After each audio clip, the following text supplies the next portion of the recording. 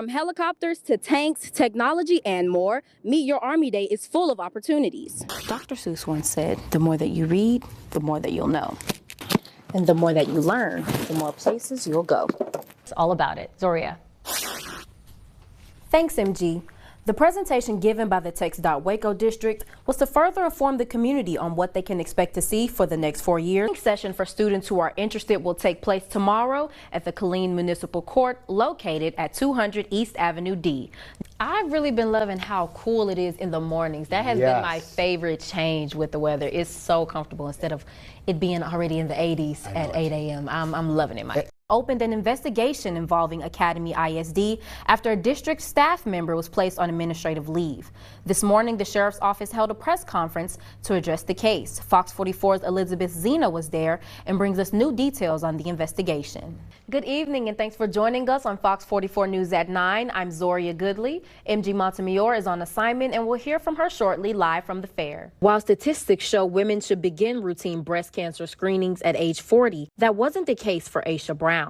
I found out early this year in February, I had a lump in my breast, and my youngest is 2, so I'm thinking it's just, I breastfed up until almost 2. I'm thinking it's just a milk duct that's clogged, but no, went to the doctor and then it turned out to be cancer. She says cancer doesn't discriminate, and at just 33 years old, she never expected this to become her reality. As a wife, mother, and nurse, Brown is used to taking care of others, but her diagnosis forced her to shift perspective. There came a point where I had to say, it's time for me to be taken care of, rather than me taking care of someone else. It was a big adjustment. She credits her husband, Patrick, their 5 children, and her faith for carrying her through the journey. Just yesterday, I seen my oncologist for the first time, and she told me that I was cancer-free, and it's just, surreal, but it's a miracle. It's the truth. I'm cancer-free. With the support of her medical team and family, Aisha Brown says she's proof that breast cancer isn't always a death sentence. You hear cancer and you think it's a death sentence, but it's not. You still can live. You can still be you, be the woman that God wanted you to be. In Waco, I'm Zoria Goodley, Fox 44 News.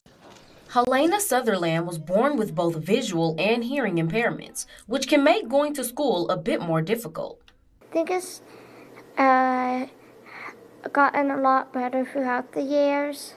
It's gotten better because of the help she gets from her school. Helena has her own special devices and teachers that help her navigate schoolwork, improve her vision, and mobility. If Waco ISD wasn't supplying these tools for her, then she would have to go to a special school in Austin, the School for the Blind, to be able to be successful. But because Waco ISD supplies her with what she needs here, then she doesn't have to go off to another school.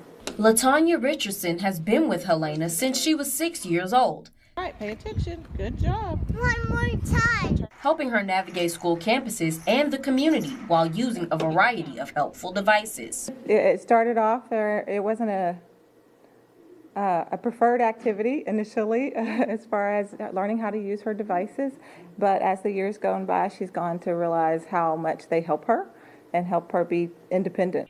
And independent is Helena's favorite word. She's taking what she learns and practices in school and putting them to use while out in the community. I went to Target and I learned how to walk on the street, like navigate the streets, and how to navigate Target. In the morning, Helena attends her deaf education class, but thanks to her devices, she is able to interact with her peers in the regular classroom setting. This FM system is what helps Helena hear those around her. In Waco, I'm Zoria Goodley. And I'm Helena Sutherland. Fox 44 News. An emergency board meeting and press conference have been held to address Monday's fatal stabbing of 14-year-old Serenity Baker at Roy J. Smith Middle School. Here's what Killeen parents like Sharissa Steele are saying. They won't graduate together now. Prom, high, all that's over. That's sad. No, our kids shouldn't have to deal with that. Meanwhile, other parents believe. I think the general public is getting very frustrated because communication between the parents and the district seems very, very lacking. As my daughter had actually witnessed the incident, I'm not blaming anybody for being imperfect, but I will blame people if they don't prevent the incidents from happening again. Our kids are coming home in fear. Our kids are fighting. Our kids are hurting. As a parent, this is frustrating because you asked me to do my part, and I'm doing that. And I'm trusting you all to keep my kids safe.